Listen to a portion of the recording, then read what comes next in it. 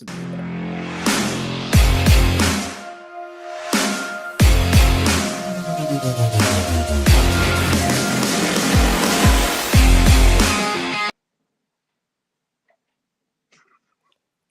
right, it looks like new intro time is needed. I know you don't like that.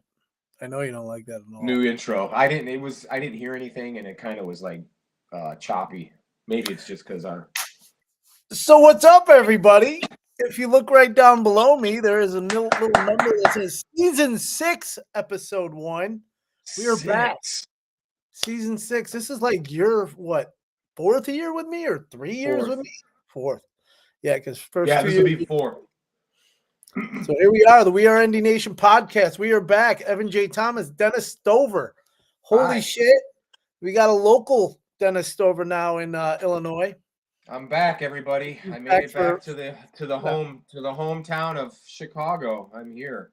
And we are going to be discussing a little bit of the blue gold game. Yeah. Not only that, but there's other like Notre Dame shit that's going on. Exciting news. Some college football stuff. But Dennis, how you doing? I'm okay. Getting adjusted back to Chicago from my wonderful time in New York. I loved it, and it'll be sorely missed, and maybe I'll get back someday. But it was time. It was just getting let's just put it this way: New York is very expensive. Yes, and so it was good to be back. Plus, too, honestly, the biggest reason was I feel I wanted to be with the family. It was pretty cool because I got back in town last Wednesday, and then it was my son's birthday, and I met them at Medieval Times last week and got to see the grandkids and him. So it was really awesome, and that's the biggest reason I'm with my sister and everything. So I was really missing family and decided to be a little bit more of a presence in my family. So I got to see the grandkids, and it's really awesome, and that was nice. Very nice. Welcome back. Can't wait to hang out with you. Hopefully it'll be next week. We'll be able to do live shows. And guess what, everybody? I will be going with Evan to at least one, if not 2 games this year in the flesh. Going to a few games. So not only that, you get to hang out with from Brooklyn is going to come in town. I'd like to really get him to see the University of Spoiled Children on October 18th. I'm sure it'll be a night game. Welcome Chad Bowden back in his turncoat Benedict Arnold ass. And and Kevin will have the real experience of a college atmosphere, which will be awesome. I can't wait. And not only that, but he could tailgate with a champion with us, with Lee Becton and the boys. Woo! Hanging out with those guys. It is going to be awesome. Yeah, I can't wait. Since the last time we did a podcast, which was 100 and some odd days ago, I've had a lot going on, a lot of traveling, a lot of events, and as you know, Dennis, a month ago was the death of my mom. So she passed away on March 13th. But I appreciate anybody that reached out to me, especially this guy right here. We're dedicating this season to Cynthia Thomas because she is awesome. Yes. And so just kind of dealing with all that. And this week I'm going to be traveling starting tomorrow, I'll be in Cincinnati, and then I'll be in Nashville for the weekend. Then I come back, then I go back to Cincinnati on the 30th. Then I go to Lexington, then I come back, and then I go to Lansing, Michigan on the 10th of May or the 9th of May. I got a lot going on. Great. That's great, man. And then when college football season starts, I want to start going to some other games outside of Notre Dame. Like last year, we should take a trip down to Champaign and see the Illini because they're going to be doing some stuff. I mean, maybe if they play like Indiana or Nebraska, they got to play somebody good. I don't want just Illinois. So anyway, let's get into the blue gold game. There was a lot going on. There was, let's see, the blue wins 76-31. I still have no fucking idea how they do the scoring of this. Well, Marcus came up with it. Like, he pretty much came up with a scoring system. But there was no turnovers or anything because if when they showed the scoring point system and stuff before the game or during the game, there was like 12 points awarded for defensive score. So if the defense would have scored, it would have been not so lopsided. But, they gave a lot, like 1 point for each first down and stuff like that. So they were moving the ball and everything. So that's why they got so many points. As I'm reading here, the Blues scored 4 touchdowns and kicked 2 field goals while also earning Right. points for first down and plays over 20 yards. Right. Gold points were earned from defensive stops, sacks, and tackles for loss. Perhaps the highlight of the defensive effort was a goal line stand on the 7 series from scrimmage. That was awesome, by the way. Yeah, it was awesome. The Blue earned a first and goal from the 8-yard line and a second and goal from the 2 before back-to-back stops at the goal line from junior safety Luke Talich earned the defensive stop. Yeah, that was holy shit good. And CJ Carr, I don't know who we're going to see as a starter this year, but wow. I mean, we haven't seen a ball thrown like that with the touch. He made 2 passes like in a row to the sideline where the window might have been this big to get the ball in there. And sure enough, it sat in there like a newborn baby. It was beautiful. The guy, he's out of the box ready. I said it last year. I'm saying it again. He is out of the box. It's the first time we've had a quarterback at the college ready level. I mean, Clausen, he was ready to go. I was going to say Clausen. You know, and we can't shit on Jimmy Clausen. He was just happened to be during the wrong coaching regime. You know, because Jimmy Clausen was a great college quarterback. Let's say that. He's a college quarterback. He didn't translate in the NFL. We all knew it wouldn't. But he was great at Notre Dame. Just imagine if he had a defense, what we could have done. Anywho, the guy is CJ Carr is ready. He went like 13 of 19 or something like that, 13 of 17. You know, he missed a couple passes. He had a touchdown. He did throw his one bad pass that he threw was over the middle, which he was like, he kind of threw it, you know, and he was just trusting in his pure talent and stuff, but it was picked off. But that was the only bad pass. That was a lone interception. Was that? It was the only bad pass he made, and I know he made it. Minchie looked great. I mean, the way I would see it right now, I would have it as Carr, Minchie, and Angeli. And I love peanut butter. But dude, I can't go that because I mean Minchie's good because he can run. Exactly. So and you get it. I mean, he made some nice throws too. Now, granted, it was probably against the twos because it was straight up offense versus defense. And I guess they each got 2 reps, 2 series with the first team, and then 2 series with the second team, and so on and so forth. But yeah, so there was like a lot of, you know, they were missing key parts and missing players and stuff like that. I mean, yeah, you probably have to put. They should consider putting some kind of, not to make it another like 2 quarterback thing because that never works. But I wouldn't mind seeing something with Kenny Minchie running the ball or something. Roll package. I mean, you can make a package for offense. But then again, Carr isn't like Sam Hartman either, where he's just going to stand back there. I mean, Carr's got some legs too. He can make some moves. He's not gonna make moves like Riley Leonard or anything like that. But dude, the kid is ready. So and with Mike Denbrock, just let him go. So just thinking what you just said, where you have Angeli third, actually that kind of makes sense because Angeli is more of that fill-in kind of, you know, mop. I wouldn't say mop up, but he can come in case Carr is struggling or in case Minchie is struggling. And I mean, efficient. And I'll take it. Talk about efficient. Okay, Angeli was 8 for 11, 108 yards and a touchdown. 8 of 11. He was checking down like crazy though. It was just like everything was, which is great. He's getting rid of the ball. He's not taking a sack. Great. And Minchie, you know what? We got so much talent. We don't need game managers anymore. Let these kids play. So speaking of talent, holy shit, that offense is gonna be like, man, we're not gonna skip a beat. I mean, what I'm more excited about is that defense. That back end defense. We've never been this deep at linebackers since probably Holtz. And our DBs, it's just like plug and play. They cannot let Mike Mickens go. He needs to stay at Notre Dame forever. The DB coach. Okay. Mike Mickens, I think. Anyway, he's great. He's just great. I mean, they just plug and play. I mean, we were missing a lot of starters and stuff, but that defense, Chris Ash is going to be all right. I'm not. He's implementing a little more zone sometimes because Al Golden never played zone. But yeah, it's pretty. I can't wait. I can't wait to see what they're going to do. I feel really good. Like the depth of talent we have, it's just so awesome. It's just like it reminds me of the 90s, the early 90s from like 88 to 1994, 95, when Holtz was like, we were top 5 every year. And it's just we were just there. It just reminds me of that, like the athleticism, the talent, the speed, the depth, it's all there finally. And looking at just some of the offensive guys, You got Jadarian Price as the second running back Yeah. behind Love. And fucking Price is just unreal. Aeneas Kedron Young Williams, was running his ass off. who was? Kedron Young, number 3. He was injured a lot last year. And then you throw in Aeneas. We have like a 4-headed monster at running back. Exactly. And we had the same thing last year. And then you go to wide receiver, you got Elijah Burris, the freshman. Woo! Yeah. Scrap How about the Richardson. legacy kids coming in. Dude, you got Jerome Bettis kid. Jerome Bettis Jr. I Makes mean, me all fuzzy. It's so awesome. That's how old we are now, is we're seeing, our favorite guys with their kids now playing. So yeah.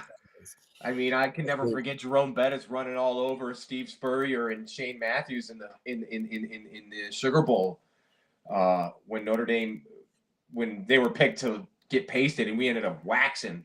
Jerome Bettis went wild on him. It was awesome.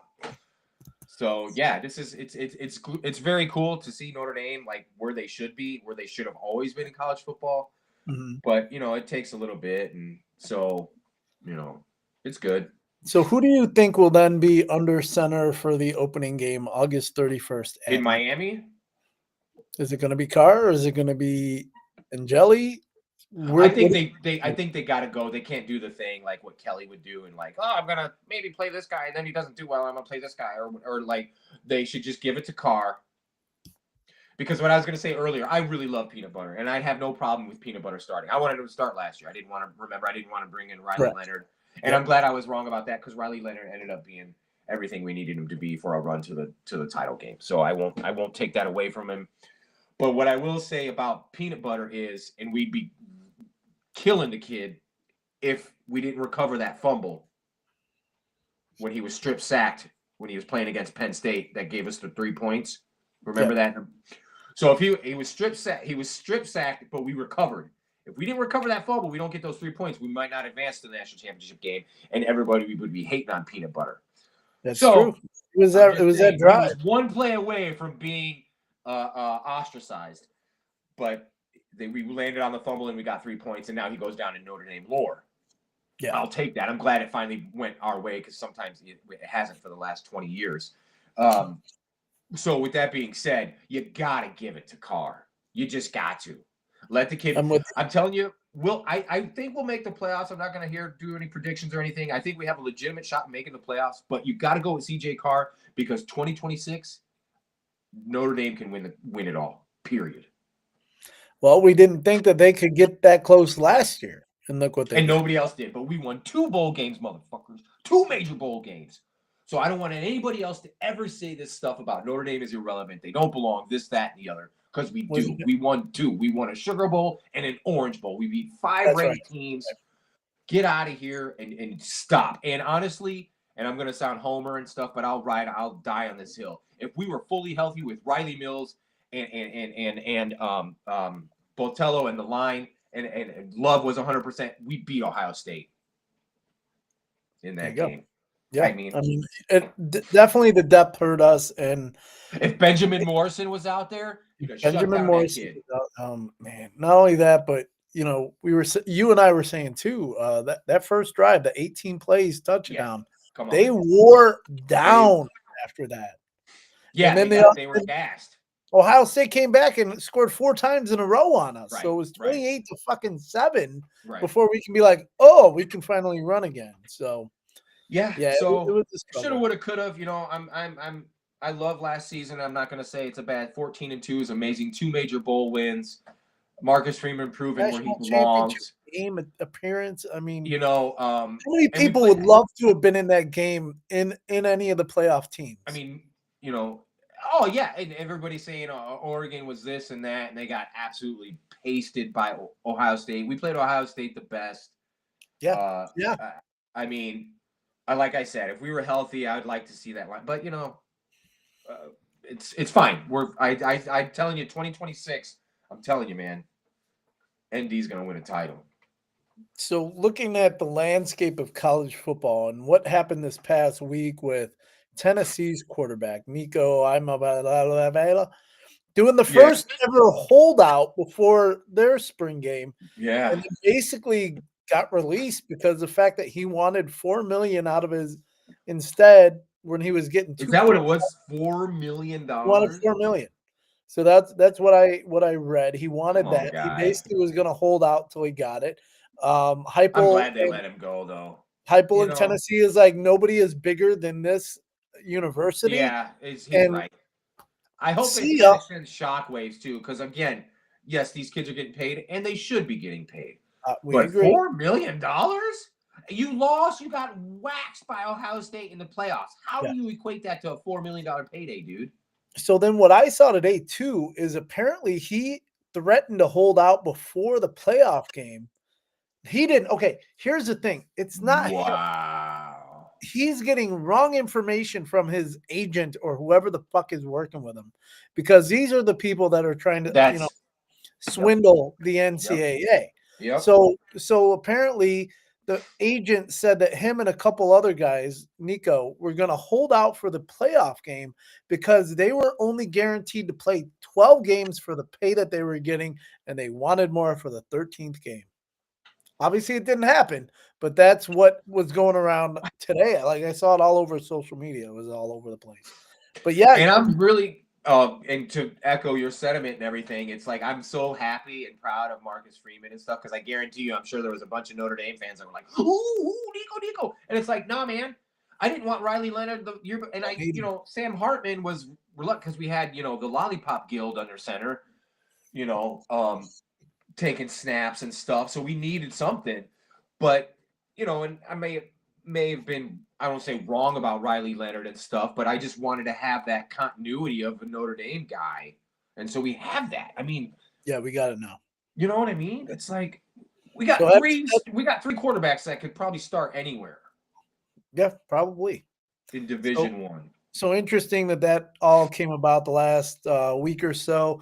Apparently, Nico wants to go out west, but apparently none of the schools out there want him. Well, who's gonna? I mean, he's gonna do the same thing. I mean, the kid is very good quarterback and stuff. I'm not gonna say that, but it's like, when is the, it's So that was what you and I talked about earlier this year / end of last year. There was a lot of chaos with the whole NIL. NIL. Like you said, I agree. They deserve to get paid, but there's literally like no contracts.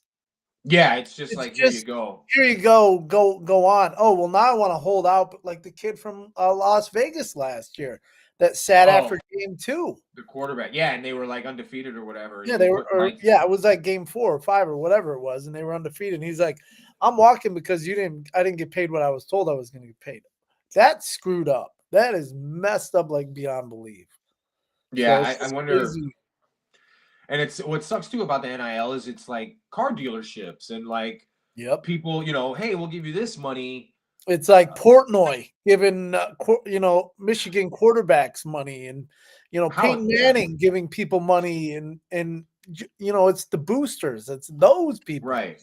They have their like little clubs that they got that's how it's paid for. So yeah, it's unbelievable. There was something else. Let's get out of college football and get into. You were talking earlier before we came on about the women's college basketball and the draft. So the draft was taken in the draft yesterday of the WNBA draft. Sonia number Citron 1 was 3 overall. Paige Beckers went number 1. Paige Beckers went number 1. She was Caitlin Clark before Caitlin Clark, and then she was injured a lot, and then Caitlin Clark. But anyway, and then Sonia Citron was selected number 3 overall. Maddie Westbeld was selected number 16 overall in the second round, and Latoya King was selected 28th overall in the third round. So Lady Irish, go kick ass.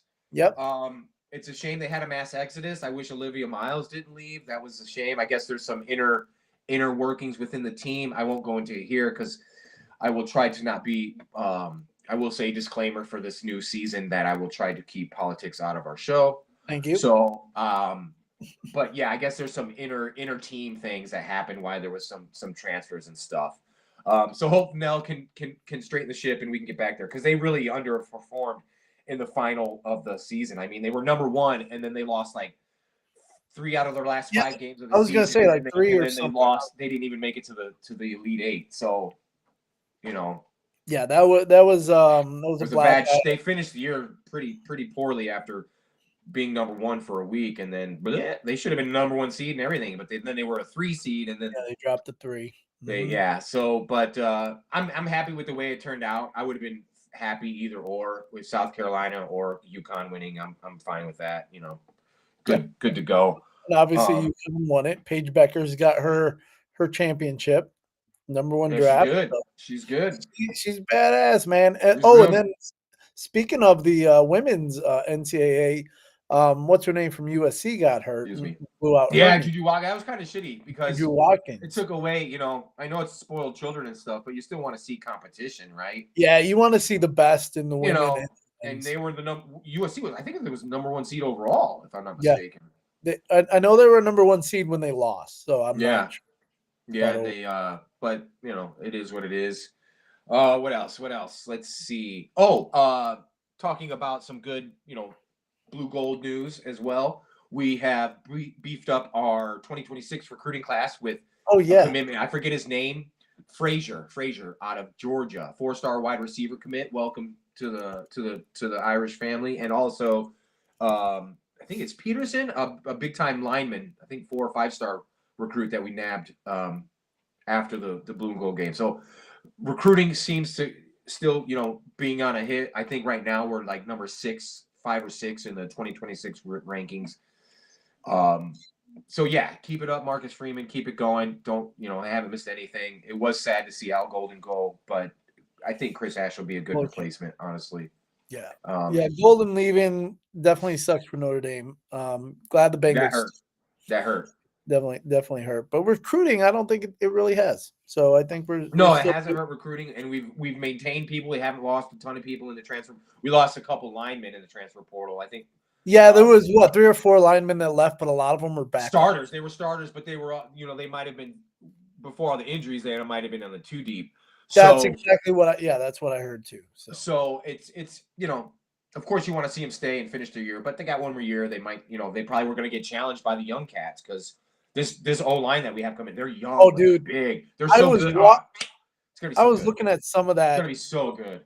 Some of those players, like we might win the Joe Moore this year. We should. I mean, barring injury, it could be a good season for Notre Dame. Our defense will definitely, as far as statistics go and where we ranked overall, we'll drop a little bit just because it's a new coordinator and stuff. But I'll be happy if we have the numbers from Al Golden's second year, because we were all in like the top 10 or top 15, whereas last year we were in the top 5. Well, listen to a couple of these recruits coming in this year. You got Owen Strebig, who is an offensive tackle, 6'8", 295. Yeah. You got Maddie Augustine, offensive tackle, 6'7", 290. Yeah.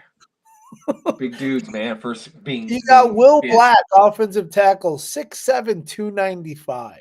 Wow. Like, where do they make these dudes in the lab, man? It's fucking crazy. It's pretty awesome, man. Yeah, so we're really, really doing a great job on recruiting still. So they have to. They have to. And you and I have said over the years too, it's all about not just the starters, but you have to have that base. You gotta have that depth. I mean, look how much it helped last year.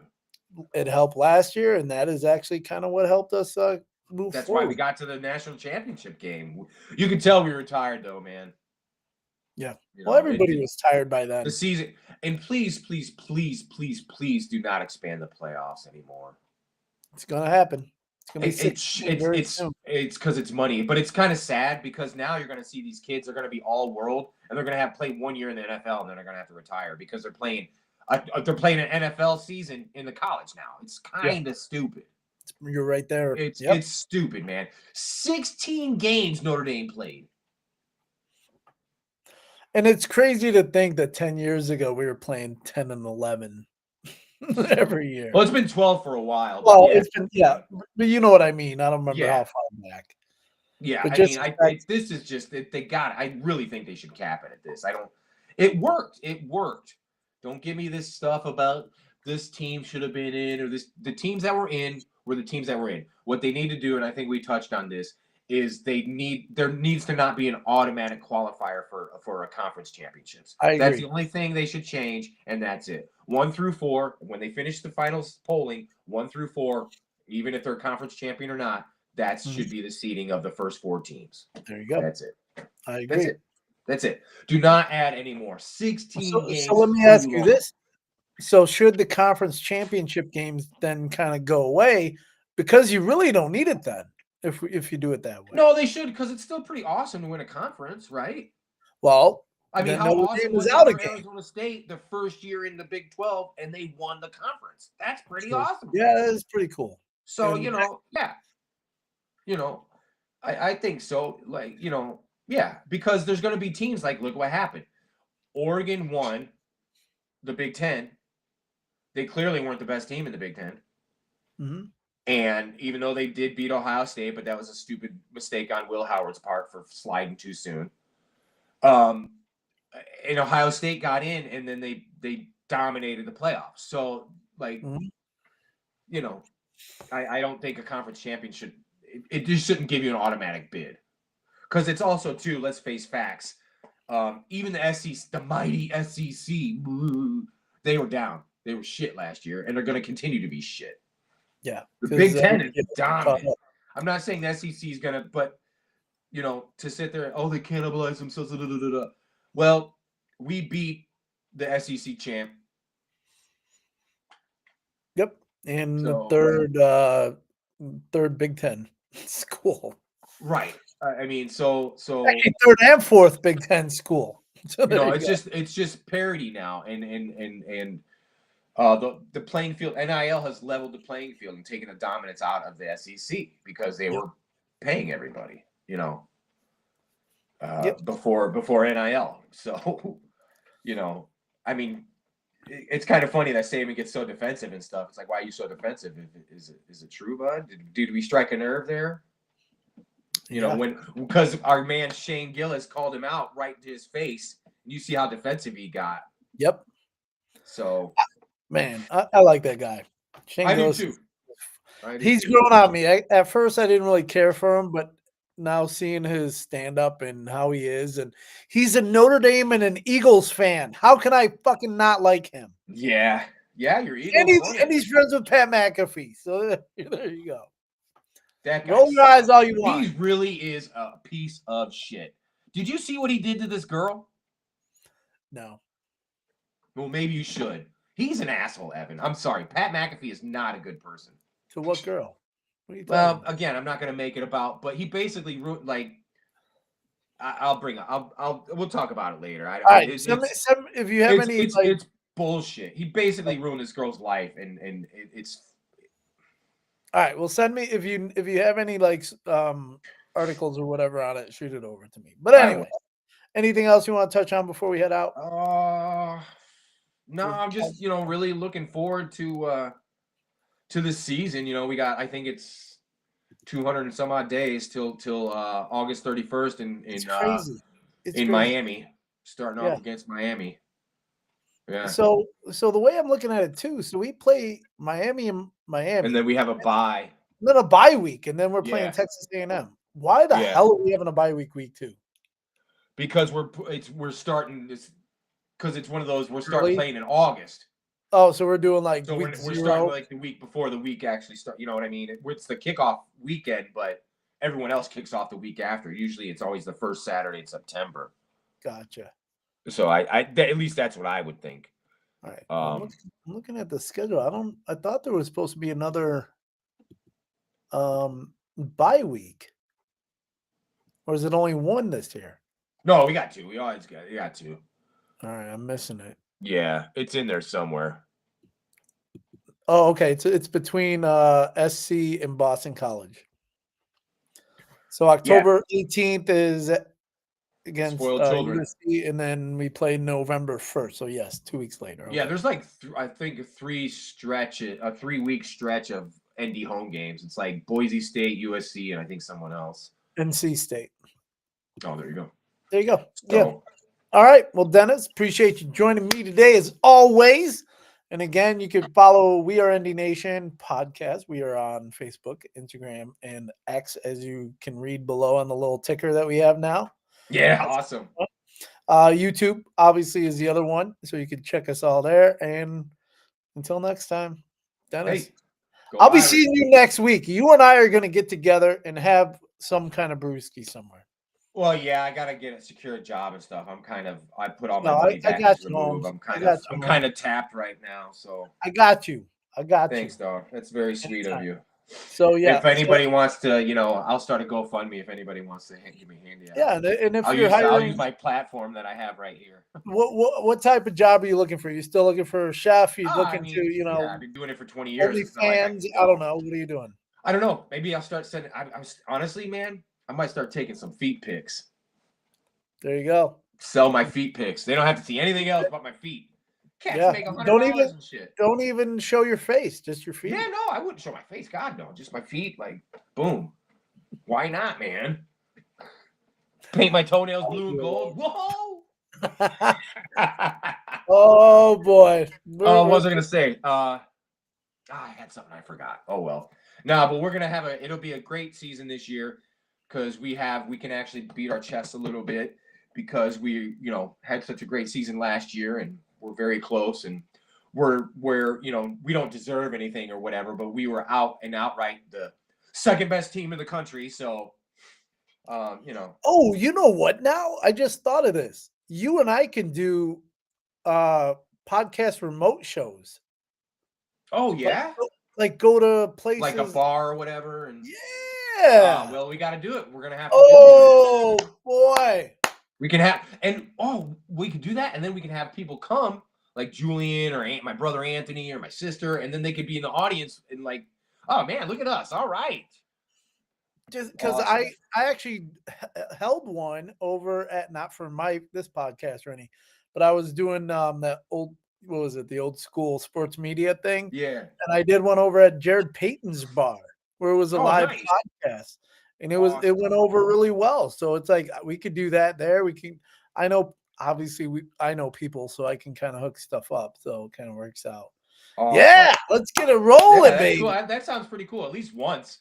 We At should try it least at least once. We gotta once. do at least one. Yeah, it's not gonna be every week, but you never know. No. They might, but people might like us and be like, "Hey, what can you do next week?" or something like that. So, Why not? yeah, Yeah, yeah. I mean, yeah. I think it sounds great. It all right, sounds let's roll. So sounds great. check us out all over the socials because eventually, when we get a live remote podcast, Dennis and I will be there, and we're going to be hanging out more often too. So we're going to be doing these shows not just virtual, but like together, hanging out somewhere. So Yeah, yeah. Like in the we'll be same, doing occupying the same space. exactly. So we'll be like sitting on a couch or something, just chilling, Yeah, drinking.